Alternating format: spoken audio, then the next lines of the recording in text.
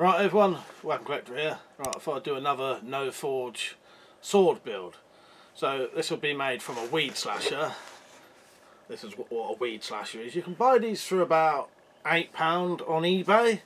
Sometimes less, sometimes a little bit more, but around about £8. This one I've straightened, so it's gained an extra probably 4.5 inches in length. I didn't use any kind of forging to do that, I just hammered it straight essentially. I don't know how strong that will be now, but I think for what I'm making it'll be fine. It's a weed slasher sword. You know, these are fully working swords, but I tend to use them for things like bottle cutting and cutting up things like pumpkins and that. So they work perfectly for that, and they are a hardened and tempered steel, so they stay sharp and they go back to straight as well, which is what you want. So that's the main stock of the sword. A lot of the other items are from scrap stuff that I've had for years, but you could buy these things. Right, before I go any further, I'll show you the designs and then you'll know what I'm talking about. So this is the design for an Excalibur I'm making. That's what the tip will look like, and it'll be double-edged. It'll have a big brass guard, brass pommel, and the handle, as of now I'm undecided. I may do a wire wrapped handle or a wooden handle or a HDP handle. I may have to wait until it comes to the handle stage to decide. So for the guard I've got a large piece of brass which I cut off of a really big bit of brass. Now you can buy a bit of brass like that on eBay. That'll probably cost you about £4 I think. It depends. So yeah, you can buy brass. You could use aluminium, you could use mild steel, anything you want, but I want a nice brass guard for this. And the same with the pommel. The pommel also came off of a big bit of brass, and when I say big bit of brass, it was about that big and an inch thick. I've pre-cut these just to make my life easier when I go to do this project. Again, you could actually buy a piece of brass like that, or you could buy a square stock piece and cut it into a circle. It's pretty much what I did. Actually, I'll show you the original bit. That is the original bit of brass. It was a piece of circle like that, and I've managed to cut that from it and that from a bit of it and cut it down like that. I used a reciprocating saw to do that. Made my life a lot easier. You can cut brass with angle grinders, but sometimes the blades clog and then they stop cutting. I also bought some little brass rivets and some brass washers, and those are to connect the pommel on and potentially the handle. You'll only need very basic tools to do this.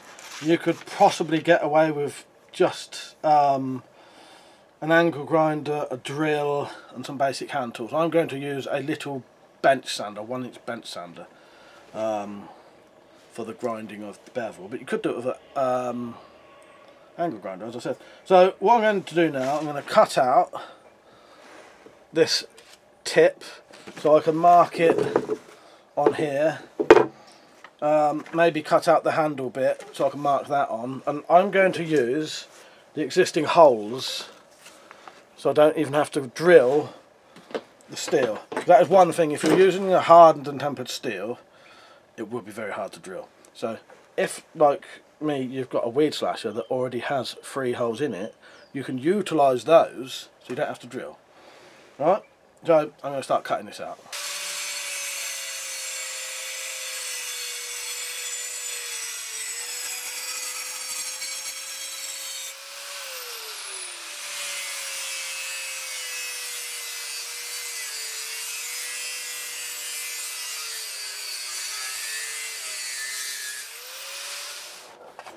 Right, what I'll do now is start trying to get the paint off.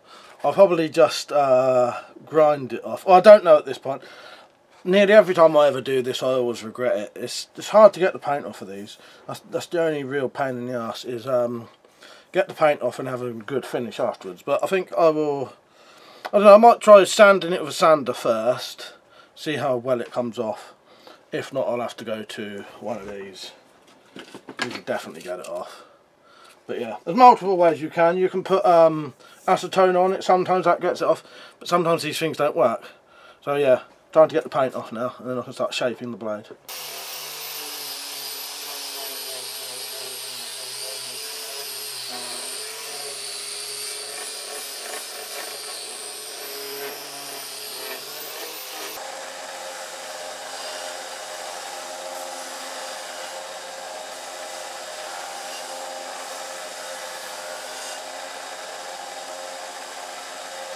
Right, I've got the paint off. Now I'm going to start grinding on the bevels. What I've got to do this is a piece of square wood that I have basically planed down one edge. So it would have been completely square, if you can see this. And this edge here has been tapered in so that I can sit this on my grinder's sort of surface table bit, you know, whatever it is, the bit you slide the stock across, and then I can get the bevels doing that. And yeah, that's just a very simple way of doing it. I hope you can see that. It's hard to... There, that's a better angle. So obviously that would have been straight up. I've took a bit off the edge so that this will now, it will tilt the blade forward slightly so I can put the edges on. And I'm just going to be using a little 1-inch belt sander. It's not the best sander, it's playing up to be honest, but I'll do what I can with it. Yeah, I'm going to get started. Also, what you will want, and what I've been using, is a wet rag, a very wet rag, that you can keep dipping in water to keep covering the blade to keep it cool. It's probably the easiest way you can do it without having to keep dipping this in things.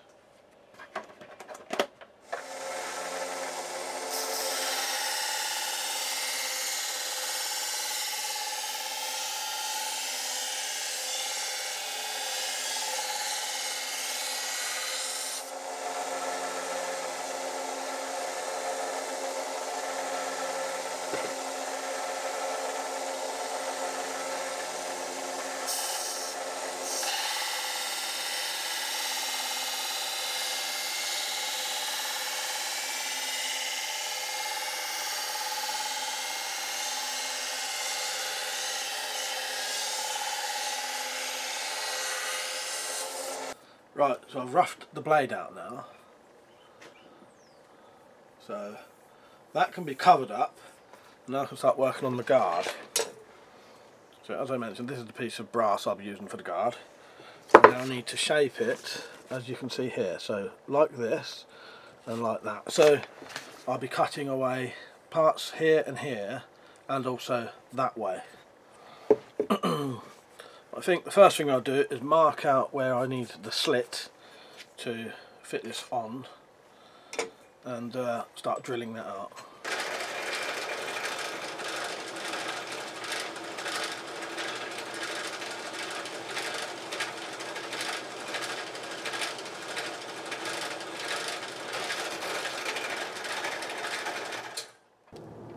Right, so I've drilled the holes for the tang. What you need to do now is turn that into a slit, essentially. Various ways you can do this, but being how thin weed slashers are, it means it's very hard to get a file in between the holes. So what I tend to do is I get a screwdriver, an old broken screwdriver, flathead. The first thing you want to do is chisel between the drill holes.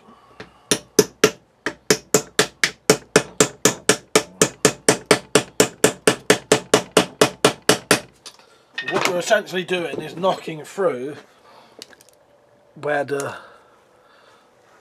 bits are left between the drills, between the holes. Brass is quite easy to work with anyway, it's a bit like aluminium. It's reasonably soft. Brass is a bit more brittle than aluminium there. Doesn't take long, and the reason I don't use a chisel is often chisels are sharper and finer, they'll break, whereas a flathead screwdriver won't. So you want to keep doing this.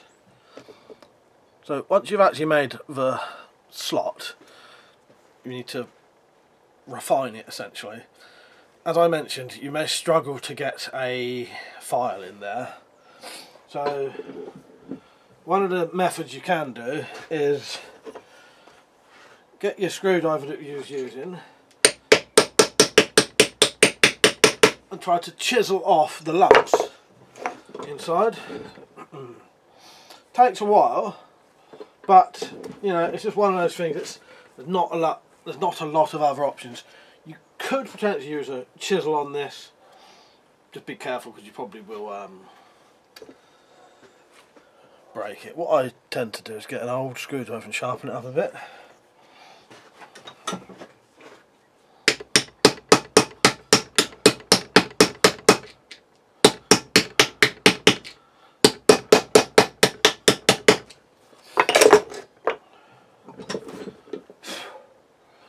So you will eventually get through. Right, I'm going to carry on until that's ready to go. You can use, I'll tell you what you can use. I don't know if I've still got one. I can't remember what they're called, but they're like an oscillating sander type thing. It has a little blade that sticks out and you can use it for cutting, sanding, lots of different things. Those, you can get a little pointed like grinding thing that vibrates like that. You can get those in these quite easily, because I don't even know where mine is now. Right, I'm going to carry on. Right, so I've covered up the blade, I've put a little thing on the tip so that doesn't poke through. That should be reasonably safe to use, just be careful. The guard slit is done. Now I need to start shaping the guard like that. So that is how big the guard would be. That's quite nice, decent size. This would be a one-handed sword, but you can always hold on to the pommel if you want to do two hands anyway. So yeah, I shall start shaping that now, and I'm just going to be using a grinder with a you know, grinding disc on it basically.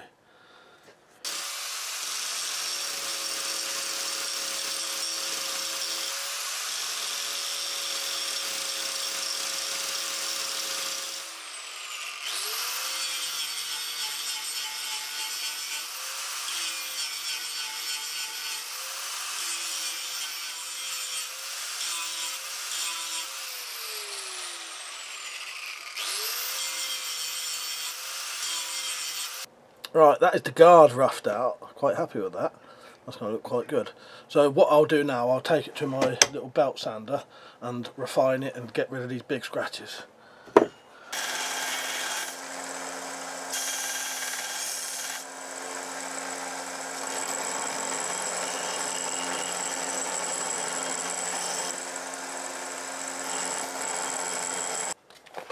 Right, so that is the roughed out guard. I'm happy with that. That looks pretty good. So that's ready later to be sanded smooth and that, but that is all of the, you know, the main bits that need taken out of it done, and yeah, it's ready. Look, you ain't gonna be able to see it properly, but yeah, look at that. That's gonna look lovely. I'm really happy with that. Right, I can start working on the pommel now. So what I need to do with the pommel is drill a series of holes to be able to push the tang in, and then drill a hole right the way through to put a pin on. So the first thing I'll do is mark up for the holes and I'll start drilling them, so you'll see me drilling the holes into the top.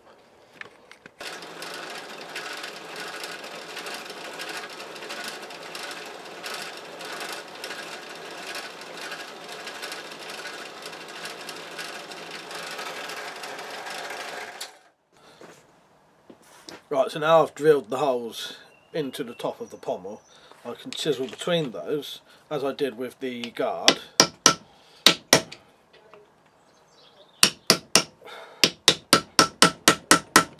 To create the slot. Now this one will take a bit more time. But there are alternatives for this one.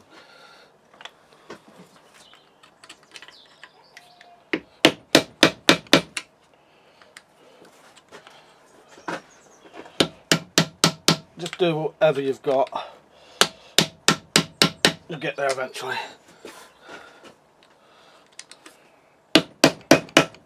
So I've cleaned up the guard, pretty much nearly finished, because that'll be difficult to sand once that's on. But the pommel I can probably do once it's connected. So I've drilled the hole. I'm going to put the pin through now. I've got the pin in. I've got one of the little brass washers on. Now I can pin it over. And hopefully this will go alright.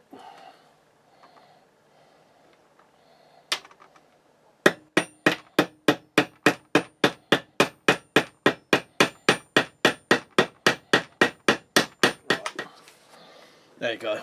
So any sort of adjusting on the pommel I can do now, like afterwards anyway. So I can now put a handle on it. I still don't know what type of handle I'm doing. I may put a temporary handle on it so that I can then at least have it ready and then either wire wrap it or whatever. But I'll come back to that in a minute. So I've got the pommel and the scales essentially on there, just crap wooden scales. So they're just put on just for some bulk. I need to shape those a bit now because they're sticking up here and here, and I need to bring them down a little bit at the front.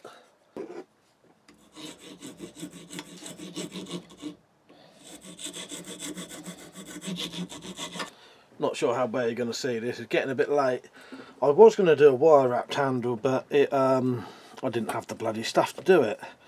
And I don't really want to wait, so what I'm doing here, I'm doing a leather wrapped handle, and I'm just sewing up the join there, and hopefully that shouldn't be too noticeable when I hold it, because my fingers will be like that anyway. We'll see. If not, I could always change it at a later date. So basically I've cut a piece of leather and I've made some holes along the edge so I can get the needle through easier. I doubt I'm going to be able to do another line of sewing back up, so I'm going to cover all this in glue, and you can see the glue is penetrated through anyway, so hopefully that should all hold that nice and tight anyway, even with just one row. So I've done a little bit more work. I did this off camera because this was more cosmetic stuff. I've showed you how to make the sword. So what I've done is I've done some work on the pommel. So that side says King and that side says WC24. I have put some detail on the handle and stitched on some leather. That now makes it more grippy. So all this really needs now is to be cleaned up, polished, and the edge put on the blade, and a little bit of touching up on the blade, but yeah, that's pretty much done. So I'm going to work on the sheath now, or the scabbard. So I've got a big bit of leather here. If you want to see me making one of these scabbards, I've got a video of it, because to be honest I just want to get on with it at this point. But basically what I'll be doing is you draw around the sword, you add a little bit extra, you fold it in half this way, sew it along, soak it wet, flatten it down, so that then the stitch line is in the middle and it creates a ridge and it gives it a bit of rigidity. So what I'll do, I'm going to sew all this together first, and then maybe when I finish it I'll come back and show you some more, but yeah, at the minute I'll just be gluing it and sewing it. So you'll see when that's done. Yeah. Right, that's the sword finished. Sadly, when I did the scabbard, I realised that half the footage was missing, so I couldn't really show it. But I do have a video showing you how to make a scabbard like this. And this is a nice 3mm leather scabbard with a frog on it, so you can hang it from your belt. And I'll show all this in high quality pictures after this. So there is the sword itself. Really happy with that. I may still put some writing on the blade, but it's fully sharpened and sort of polished up now. Well, it still needs polishing, but it's been sanded so it's nice and shiny. But yeah, there it is. I'm really happy with that. Took about, I reckon non-stop it probably took about 2 days to do, but obviously there was waiting for the leather to, I had to soak the leather and then form it. That takes 24 hours to dry, stuff like that. And stuff like glue to set. But if you had quick drying glue and stuff like that, it wouldn't take that long. Very minimal tools really. So what I'll do now, I'll show you a quick little bit of me bottle cutting with this. I cut a bottle with it, and then some high quality pictures. If you, as I said, if you do want to know how to make a scabbard like that, there I do have a video showing you how to make a very similar thing. And also, I've got a video showing you how to sharpen swords as well, which would be the exact same method I used. Alright, so don't forget to watch the rest of the video. Thank you for watching, everyone. Hope you enjoyed it. See you later.